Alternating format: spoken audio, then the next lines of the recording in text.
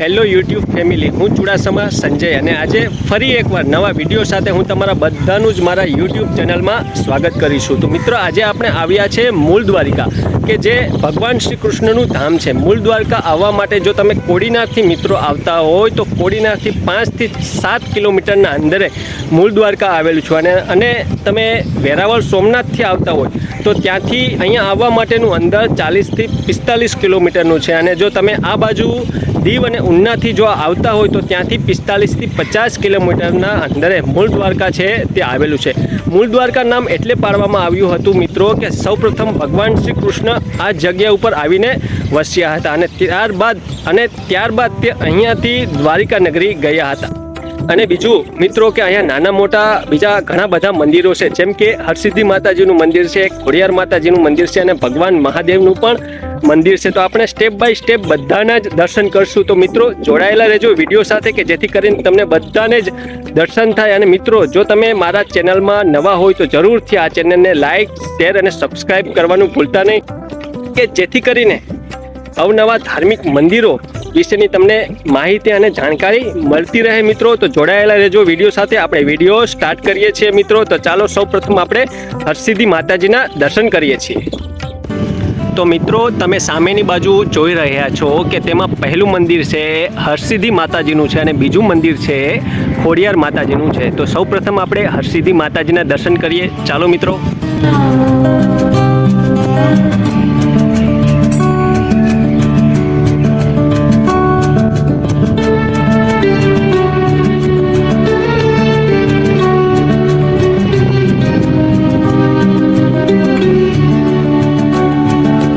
જય હરસિદ્ધિમાં। હરસિદ્ધિમાં આપણા સર્વે ઉપર, આપણા બધા જ ઉપર કાયમને માટે સુખ, શાંતિ અને સમૃદ્ધિ વરસાવે તેવી આપણે પ્રાર્થના કરીએ છીએ મિત્રો।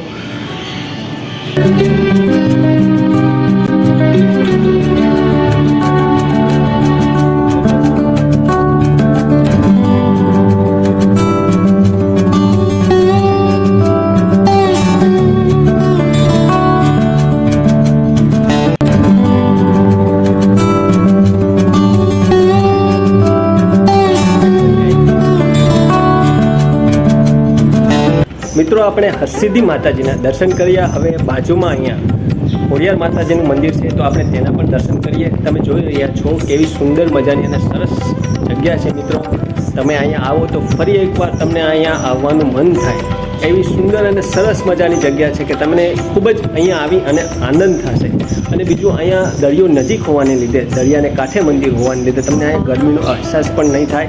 તો મિત્રો, ચાલો હવે આપણે જઈએ ખોડિયાર માતાજીના મંદિરે તેમના દર્શન કરવા।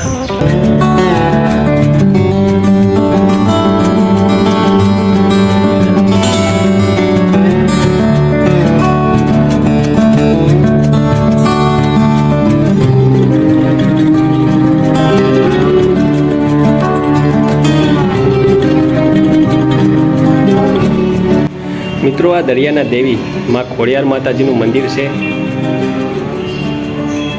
જય હો માં ખોડિયાર।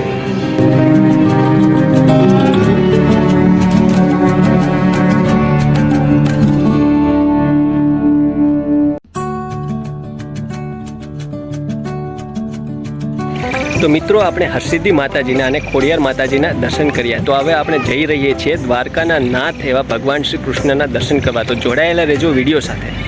તો મિત્રો, આપણે ફાઇનલી પહોંચી ગયા છે ભગવાન શ્રી કૃષ્ણના ધામમાં, કે જ્યાં ભગવાન શ્રી કૃષ્ણ બિરાજમાન છે। તમે જોઈ શકો છો કે મિત્રો, આ એ જગ્યા છે કે જ્યાં ભગવાન શ્રી કૃષ્ણનું સાનિધ્ય છે અને આ જગ્યા ઉપર મહાદેવનું સાનિધ્ય છે। તો સૌપ્રથમ આપણે મહાદેવના દર્શન કરીએ અને ત્યારબાદ મિત્રો અહીંયા પર ભગવાન શ્રી કૃષ્ણ દ્વારકાના નાથના આપણે દર્શન કરીશું। તો સૌપ્રથમ આપણે મહાદેવના દર્શન કરીએ મિત્રો।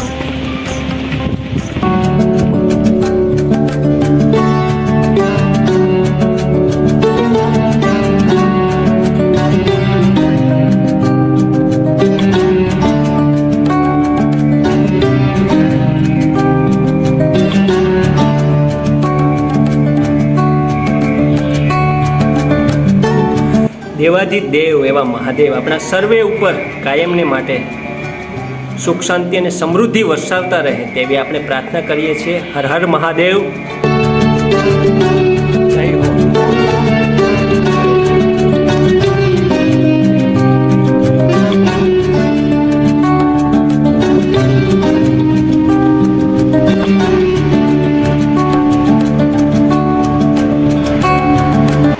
મિત્રો આ એ જગ્યા છે કે જ્યાં ભગવાન શ્રી કૃષ્ણ બિરાજમાન છે. મિત્રો આ જગ્યા ઉપર ભગવાન શ્રી કૃષ્ણ સૌપ્રથમ આવીને વસ્યા હતા. તેથી આ જગ્યાનું નામ મૂળ દ્વારકા પાડવામાં આવ્યું અને ત્યારબાદ તે અહીંયાથી દ્વારિકા નગરી ગયા હતા. અને બીજું મિત્રો, આ જગ્યા છે એ પુરાતત્વ વિભાગમાં આવેલી હોવાથી આ જગ્યાની કોઈ પણ જાતની છેડછાણી કરવામાં આવી નથી. જય હો દ્વારિકાધીશની, જગતના નાથ એવા દ્વારિકાના ભગવાન શ્રી કૃષ્ણ સર્વે ઉપર કાયમને માટે હંમેશા પોતાના આશીર્વાદ વરસાવતા રહે તેવી પ્રાર્થના કરીએ.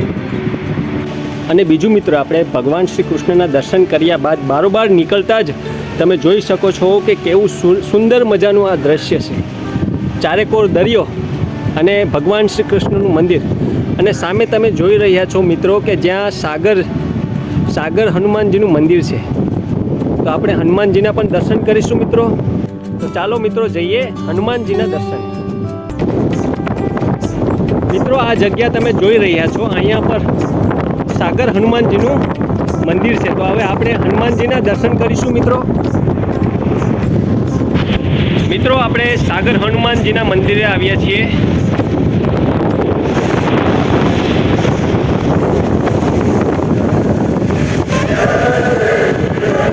જય હનુમાનજી મહારાજ.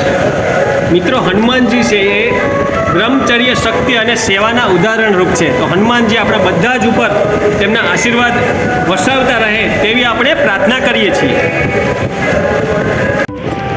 તો મિત્રો આપણે સ્ટેપ બાય સ્ટેપ બધી જ જગ્યાના, બધી જ સાનિધ્યના દર્શન કર્યા. તો હવે મિત્રો હું તમને એ જગ્યા બતાવીશ કે જ્યાંથી ભગવાન શ્રી કૃષ્ણ એ ભોયરાની અંદરથી મૂળ દ્વારિકાથી દ્વારિકા નગરી પહોંચ્યા હતા. તો આપણે એ ભોયરું જોશું અને ત્યારબાદ આપણે દરિયાની મજા માણીશું. તો મિત્રો આ એ ભોયરું છે, તમે જોડાયેલા રહેજો વિડીયો સાથે.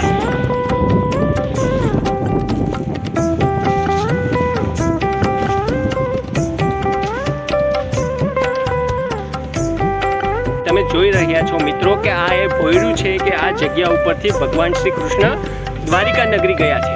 પણ મિત્રો હાલ અત્યારે આ ભોયરું બૂરી દેવામાં આવ્યું છે, કારણ કે ઘણા શ્રદ્ધાળુઓ દર્શન કરવા આવે છે ત્યારે આ ભોયરાની અંદર જાય છે. તે માટે આ ભોયરું અત્યારે પૂરેપૂરું બૂરી દેવામાં આવ્યું છે. તમે જોઈ રહ્યા છો મિત્રો ચારેકોર ભોયરા જેવા દ્રશ્યો છે.